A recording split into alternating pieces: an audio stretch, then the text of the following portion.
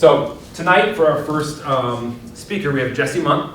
He's the co-owner and co-founder of Roast Coffee House. I don't know if anyone's been, but I have been pretty blown away by every time I go in there. It's tons and tons of people smiling and ordering coffee. I remember the pop-up that you guys did on St. Patrick's Day last year. Did a great job of kind of like setting that seed and getting out there on socials, and I think it's really paid off. And the coffee's also awesome. So there's that as well. So Jesse's going to talk to you tonight about kind of his path, how he got here, and hopefully get some ideas of what's coming next. So if you could just put your hands together for Jesse.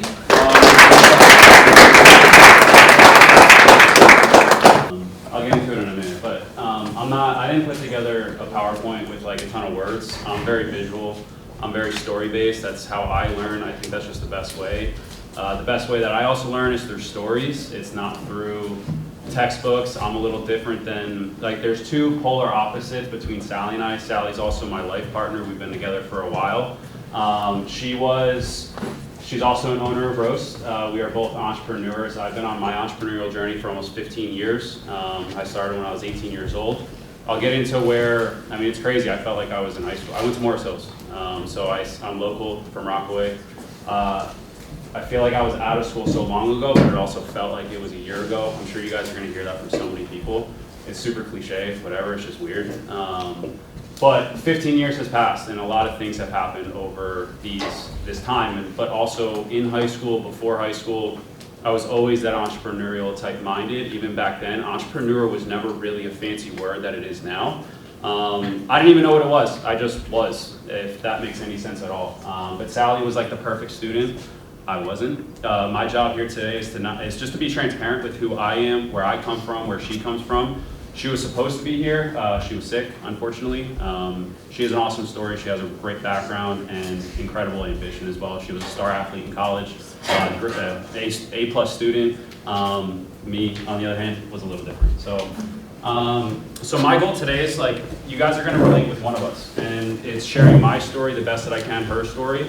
And really see how two sides can kind of lead to the same endpoint, really, because that's truly entrepreneurship. There's no, because in this room, I mean, who wants to own a business one day? Who's working on a business? Who has a business right now? Like, what do you guys do, or what do you want to do? Oh, car detail. I mean, have you detailed any cars recently? Yeah, detailed like 8 or 10. But it's been kind of slow since the winter. Good for you. How long have you been doing that? I started last year. Started last summer. That's awesome. I'm going to come back to the question. What about you? I want to start a clothing business. Awesome. Have you started yet? No. Why not? Because I'm too busy in school. That's okay. Do you have an idea for it? Not yet, but I'm just sketching it out. Awesome. Who else? Just curious. Raise your hand. Don't be shy. Like, do you have an idea that's formed, that hasn't formed? I mean, for you two, it's like, why do you want to get into business? Because I've seen it all online, and honestly, it seems pretty cool to build something that's yours and have something that's yours. And that's not someone else's, or it's been handed to you, and something that's built by yourself. Seems like a cool idea. It seems something that I want to be and want to have. Good for you. That's awesome. That's really the answer. What about you? I'd say like financial freedom, being able to like hang out with like my family and do stuff like that, and not have to worry about like the little stresses of life. 100%. Oh yeah.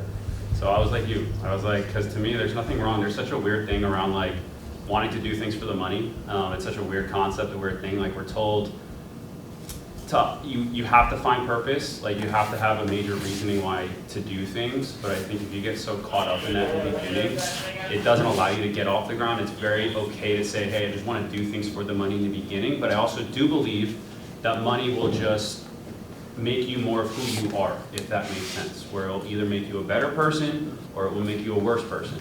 And as you evolve and grow in entrepreneurship, that why will form, because you have the resources, the financial freedom. So I was like you.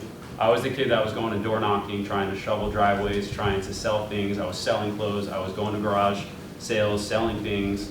So I was always entrepreneurial. I never really worked a regular job, if I'm being honest. I always just wanted to work for myself. I didn't know why. I just had that drive as a young kid. Sally, on the other hand, she was very different. So for me, or I'll talk about her first. So she was a star college athlete. She played soccer at Keene. She graduated with communications and a marketing degree. She actually came over to the US from Ecuador when she was 5 with her family. So she is a Latina, which is something, whatever, I'm not gonna get there. But if you can relate with her, so her family comes from Ecuador. They came from nothing, which I think is incredible. So they came from nothing and they worked really, really hard to create what they did today. And what I'm talking about is her family. So they didn't come as business owners. You know, she went to school when she was 20 years old. She got into real estate because she met somebody that was doing it. And I'm sure you guys could think about this. It's like you probably met somebody or saw somebody that was detailing cars, that was maybe making the money you wanted to make, or you saw somebody that had a clothing brand that was meaningful, maybe had a massive brand online, and you're like, damn, I could do that too. So when I was 18, I was going to school. Unlike Sally, who had perfect grades, had all the scholarships in the world, she got a scholarship also for being an athlete. I had no options. I applied to a couple schools. I got into Bloomsburg, if you're familiar, and I went there for all the wrong reasons, if I'm being completely honest. I was told you have to go to school, get good grades, and then choose a profession, which is perfectly fine, and I think a great avenue, and it worked perfectly for Sally. For me, on the other hand, I was always the kid sitting in class, staring out the window, thinking, I want something else for my life, right? I don't want to go work for somebody else, or not that that's bad, but it's just not what I wanted to do for myself. So when I was 18, I got introduced to a business. I met a kid that was 21 years old, making $100,000 a month. And at the time, like unlike in today's world, it was like, that was never heard of. And so I was like, okay, he's no different than me. Like think about it in sports, like maybe there's like, I don't know, somebody you're modeling. I don't know, like who plays sports? I'm sure you all probably do. But it's like, there's probably somebody that you know or saw on Instagram or TikTok that's like, he's really nothing special, but he's doing it. And he's doing it at a much higher degree than I am, but why? And so I met a kid that was 21, making all this money, great guy, but I was like, he's truly not different than me. And I'm like, if he could do it, I could do it, what's the difference? Where's that underlining thing that made him who he is today? And that's where it clicked for me. And it's like, you have to find people like your teachers and like Mr. Daly that if I wish I had something like this in school at this time. Something that validated all the thoughts, the ideas that I had as an 18-year-old kid or 15, where I had all these goals, I had all these dreams, I just had no way to funnel it into something productive and meaningful like a business at this age. So from 18 to 23, I built a business that was worldwide of 5,000 plus people across the world. I had the chance in my early 20s to travel the world, do something that was incredible. But what happened is we found mentors, both Sally and I, like in real estate. She got a real estate license at 20 years old because she got hurt as an athlete. I think she tore her ACL, meniscus, she had to get surgery, she was done. She could have probably went pro, the whole nine, but it stopped her career. So she found somebody in real estate, like, does real estate appeal to anybody? And I'm just curious. Has anybody ever thought about real estate? Cool, so that's our backgrounds. Like that's where we come from. It's not hospitality, it's not coffee for sure. It was real estate. So she got introduced at 20 years old. She's been doing it for 9+ years now. She found a woman who was just like her, no different, making crazy money, but also living a lifestyle with financial freedom, doing what she wanted, traveling the world in her early 20s. Like who doesn't want that? And for me, I was 18, saw a kid 21, and just modeled what they did. I saw somebody again who had what I want, somebody that was willing to teach me because I was willing to be coachable and remove all ego and just do what they did. And it's that simple formula of you find those that are successful, that are willing to be coachable, be humble about it, coach you, you be coachable, and you just do it. And that was the model that happened. And from 18 to 23, built something that was pretty successful, but going back to the money conversation, I wrapped my entire identity around that one thing and around that concept of money. That thing crashed and burned. Lost all my money, spent it plus some. I lost my identity. I didn't know who I was. I didn't know where to go. I was at the top and then I hit a valley. And it happens. But with life, what happened to us is it taught me a lot. I didn't know Sally at the time. I'm 32 now, so it's been almost 10 years since that happened. But it taught me what's important is that money isn't everything. There needs to be purpose behind what you do, 100% of the time. It's a good starting point, but you need to figure out where to go from there. But it shapes who you are, and then that's when I, weirdly enough, at the same time, I met Sally. And this is where you got, like, and at this like age too, like, it's really hard to think like who you guys are gonna be with for the rest of your life and things like that, and I understand. I've been in plenty of relationships prior to Sally, very transparently. And if you're older in the room, like, chances are you were in the same position before you met the one that you married. But the person that you end up being with, and why this is such a conscious decision that you will make at some point in time, it reflects in business and in all your success and reality. The person that you're with and you decide to make that conscious decision to be with will shape everything that you do in life. Because that person either is going to support you, like if you're a big thinker and you want to launch a product, or you want to launch a clothing line, or you want to take that thing and scale it into 20 stores down the line when you're in the next 2 years, I don't know. I'm not saying it's going to happen to you next year, but you know what I mean? It's like that person ultimately is going to either help you get there or hold you back. And I wholeheartedly believe that because I've been in both sides of that conversation, I guess.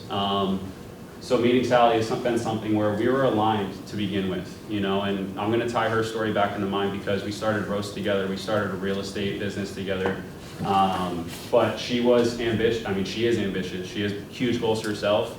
She was already successful in her own right on her own before I met her, within a matter of a couple years in real estate. And we started real estate as far as like flipping houses. Like, who knows, like, you guys know flipping houses, right? Like, you know, has anybody seen like HGTV? Well, I don't know if you guys watch HGTV, but like for the older crowd, like you see a house that is absolute garbage pretty much, and you see the people that pour all the money into it, make it look all pretty and sell it. You buy it really low, you sell it really high. It's the same concept as buying clothes. Like, you buy it for $10, you try to sell it for 15 bucks, right? It's the same as anything you do that's a product or a service that you try to sell low or buy low, sell high. That's what we've been doing for the last 6 years. You know, we buy anywhere between 10 to 12 properties a year. That's what we were doing before real estate. We had this grand idea of, hey, I want to be a real estate developer, right? I want to make money in real estate. I don't know, that's what everybody told us. So this is where we come from, long story short. And we would find houses that, again, were absolute garbage, make them look really, really pretty. And yeah, like stuff like this. I don't know. So I don't know if any of this stuff appeals to you. If it does, like, come talk to me after. I'm not here for real estate. But the reason is, after 6 years being in real estate, Sally and I learned that money is not everything, is the point of this. Is real estate's a very transactional business. Selling a t-shirt is a one and done type thing. Detailing a car, you're going to detail that car and move on to the next one, right? Obviously, you're going to build a clientele, but it's usually a, hey, thank you so much, maybe I'll see you in 6 months or a year or whatever that is, or maybe never again, you don't know. So this idea forms where, as we've gone through entrepreneurship, again, in school, I was a C&D student. I did everything I could to just get by, and if I'm being honest, like, I don't know if I should be this clear, but it's like, I did everything I could just to get by. Like, literally everything I could just to pass the test, to, if it was copy somebody's homework, just because school wasn't for me. Like, that wasn't my thing. Sally was the prime perfect student, complete opposite. Maybe you can relate with her, maybe you can relate with me. Either way, it doesn't matter, but the reality is, in school, I never read a book. Outside of school, when I got into entrepreneurship and business, I learned that the more money you want to make, the more impact you want to have, the more you need to become and study. And you need to study successful people and people that have businesses. So, like, these are 2 books that I highly recommend. If they interest you, one is all about law of attraction. If you know what that is, you can look it up. It's a secret. It's also a movie. But you also have to trust in the journey. If you are on your path to starting your first business, or even if it's not business, if you have an idea of what you want your life to be, the journey is the absolute hardest part. Nothing is sunshine and rainbows in this world. Nothing is super easy. Nothing is what everybody makes it seem. There are a lot of hard hurdles. And maybe if you're in sports, the reality is maybe you get hurt. Knock on wood, that doesn't happen, but things happen that are totally out of your control. And what's so hard now is to look so nearsighted, or to be so nearsighted and look, why is this happening? And who am I going to become because of this? It's a really hard thing to think about. But these 2 books really teach you about, you are what you become, or what you think about, and you have to really trust the journey, so I highly recommend these. I hated reading again in school. I never read one book, I'm being honest. I always use Spark Notes. I tried to find movies. I tried to cheat off my friends. So why I'm here too is because of Roast. Why a coffee shop? Like, we still operate in real estate. That is still our main business. That is still what we do. But what we wanted to create was something more, and a community and impact, and have roots and build something truly special and a brand. But more than anything, inside of, like, do you guys know like what assets are and diversification and like all that kind of stuff? And like bigger ideas and goals. Like, as an entrepreneur, like one of the biggest blessings but a curse is like you always want more, and what's next, like that's gonna be a conversation later.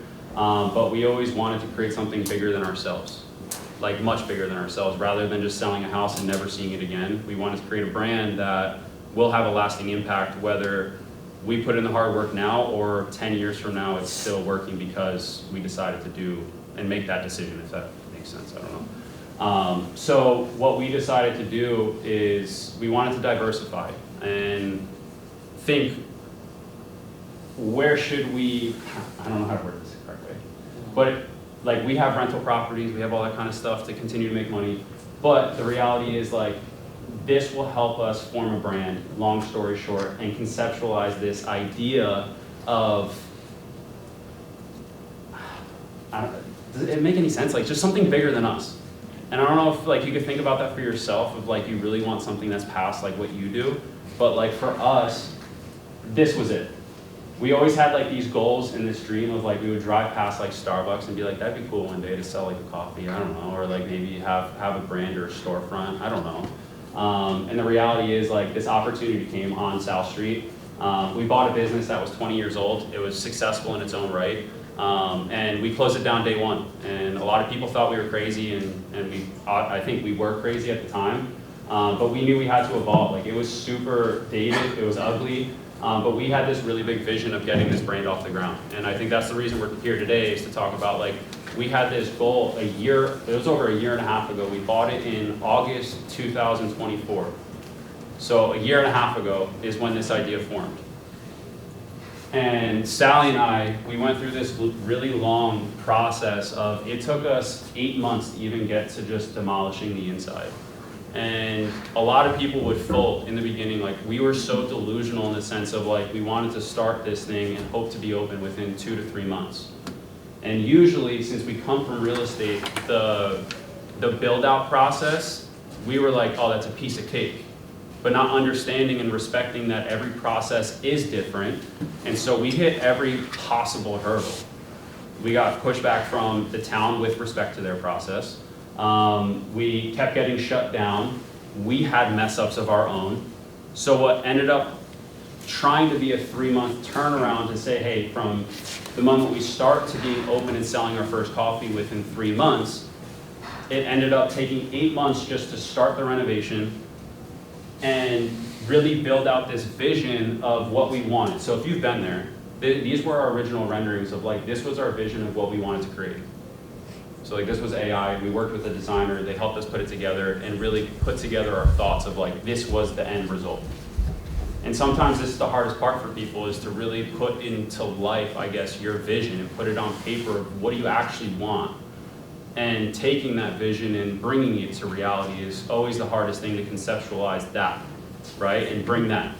So we had a really clear vision. We had a really clear plan of attack of how we wanted to be different, how we wanted to separate our business. What makes you different than every other car detailer? What makes your clothing brand, when you launch it, what makes it different than every other clothing brand?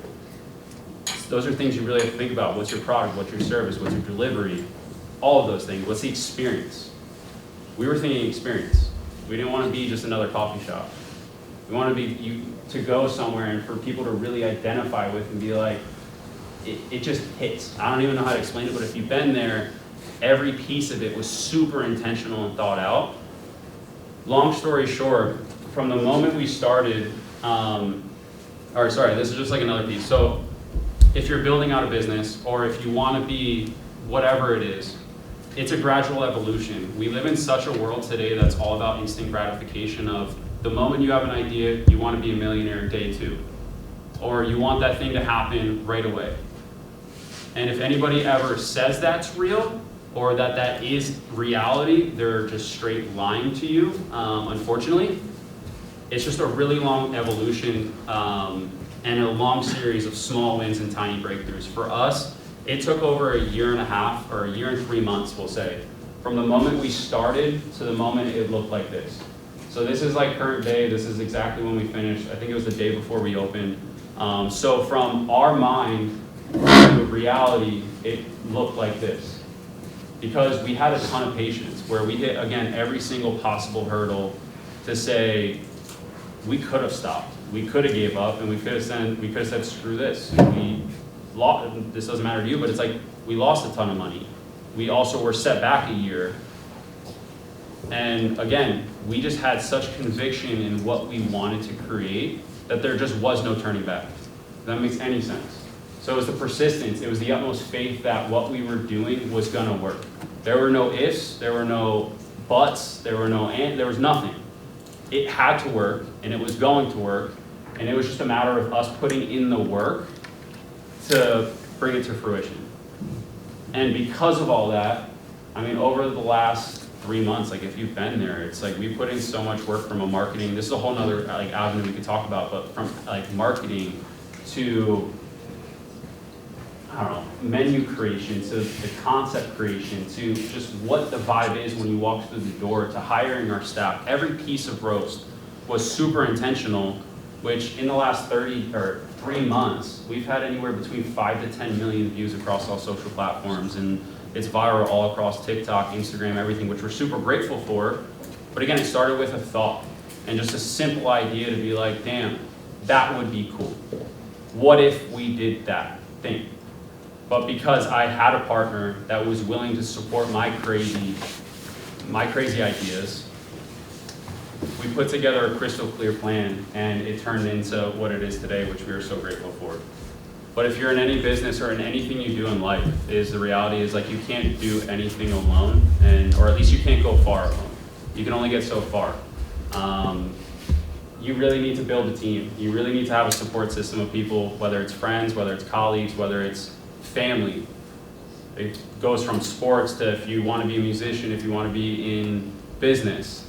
You really need a support system that you can lean on and get true guidance and advisory from. And so like we had anywhere from, because the reality is I don't swing a hammer. We flip houses, I don't touch a hammer. I don't touch a piece of sheetrock. I don't put the nail in. I don't do any of it. I have a really good guy that does, and he's phenomenal at that thing.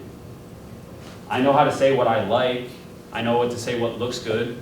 I'm not a designer, but we had an incredible designer who that's what she does. We started a coffee shop. I don't know how to make, well, I know how to make coffee now, okay? I do. But I have an incredible team that has so much experience in knowing exactly what they do. Like they've been doing it for years. All of this is a culmination of building the right team and support system to bring that vision to life. I am a visionary by trade. I know what I want, I know how to create the idea, I know how to put the plan in action, and I know how to put the right people in seats.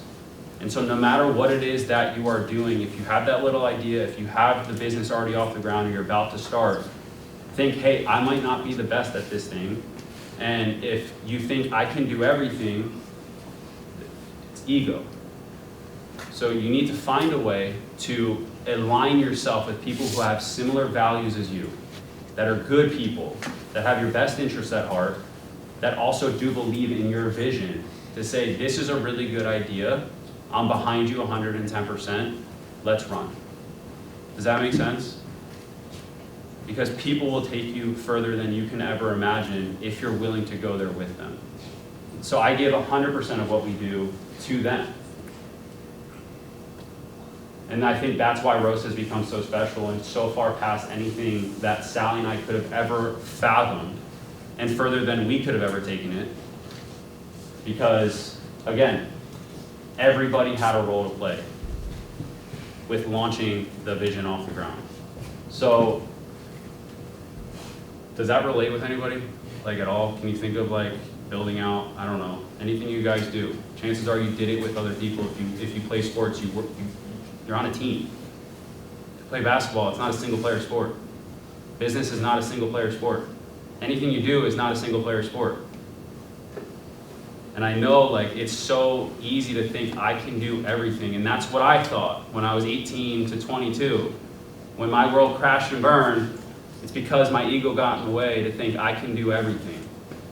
And I'm so grateful for that experience because it allowed me to realign with who am I, what are my values, what's super important to me, and I want to align myself with incredible people that believe the same things.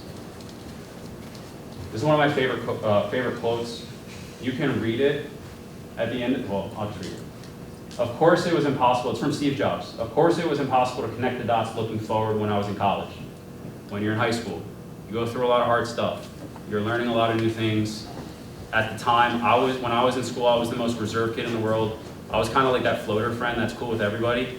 I played all the sports. I was like in the popular group, also like the nerdy group, or I don't know if I should say it. The other groups, like I was a gamer, I was all that kind of stuff, right? I floated. I was cool with everybody, never had any problems, but I was quiet. I could never talk in front of a group. I never thought I'd be in business, never thought I would do the things I did. I had all these crazy breakups at the time, blah, blah, blah, like, you know, all the stuff that you're like, how can I get through this? Why is it happening? And at the time you're going through it, you're like, this makes no freaking sense at all. But it's not only until you get through that, years from now or past it, you start to understand why. It just basically says very clear looking backwards 10 years later. Again, you can't connect the dots looking forward, you can only connect them looking backwards. So you have to trust that the dots will somehow connect in the future. You must trust in something. It has to be something, whether it's your gut, your destiny, life, karma, faith, whatever it is that you can attach it to say, this sucks, and this really, really sucks right now. But there's a greater purpose of why you're going through these things, and to relate it with Roast. It took 1 year and 3 months for us to get off the ground and open our door to make our first dollar. We had every reason to quit, every reason to stop, every reason to do it. Every possible thing that could have went wrong. But we had faith for a greater purpose, and looking back, this is why it happened. And we're so grateful. So try to apply this in everything you do, that the hard times are the ones that grow you into a better version of yourself. Like when I played basketball, I didn't play my senior year because it was like the hardest decision I ever made in my entire life. I don't remember why, but I cried, I bawled my eyes out. I was like, yo, this is crazy, but it was my identity. But looking back, it allowed me to also start to form ideas into business and into all these things. And even in college, like I dropped out. I didn't finish, I didn't graduate. Sally did, I didn't. At the time, that was the hardest decision I ever made. Looking back, for me, I fully support that you should go to college and you should get your degree. It wasn't for me. Looking back, it made sense for me. My dots connected. It aligned me with all the people I was supposed to meet that supported my vision, supported my goal. So, for me, what's next? I want all these things. I want the financial freedom. I just want the freedom. That's what I shoot for. I want freedom. So it's like if in whatever you do, it's to be the best that you can be. If it's to maximize that thought, that goal, whatever, from idea to actual reality, let me know I can help. I feel like I've been through a lot of stuff over my last 15 years, from the total ups to the total downs, to having it all, to losing it all, to creating something pretty cool.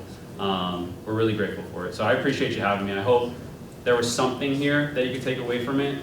Read those books, those 2 books, The Alchemist and The Secret. They're incredible. Other than that, is there any questions? Anything else? Are we all good? I really appreciate you guys listening and having an open mind more than anything. Awesome. Thank you.